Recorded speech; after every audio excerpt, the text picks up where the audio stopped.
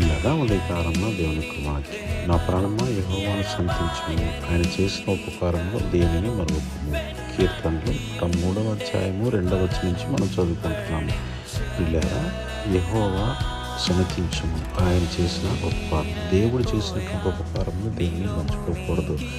దేవుడు మనకు అనేకమైన ఉపకారములు చేస్తారు, సహాయము చేస్తారు, ఆదరిస్తారు. అనేకమైన విషయాల్లో మనల్ని తలగా ఉంచుటకు ఆయన ప్రయత్నిస్తూ ఉంటారు. అయితే నీవు పొందుకున్నటువంటి ఉపకారము, పొందుకున్నటువంటి అవసరత నీవు మర్చిపోకూడదు. ఎల్లప్పుడూ దేవుని సన్నిధిలో కృతజ్ఞత కలిగి జీవించాలి.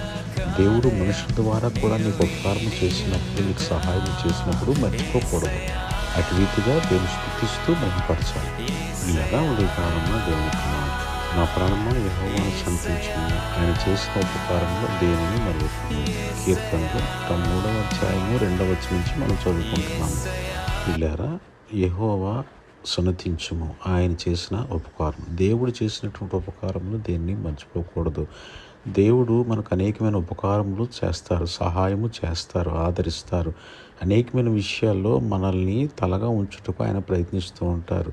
అయితే నీవు పొందుకున్నటువంటి ఉపకారము, పొందుకున్నటువంటి అవసరత నీవు మర్చిపోకూడదు. ఎల్లప్పుడూ దేవుని సన్నిధిలో కృతజ్ఞత కలిగి జీవించాలి.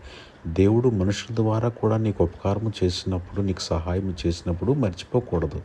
అటు రీతిగా దేవుని స్తుతిస్తూ మహిమపరచాలి.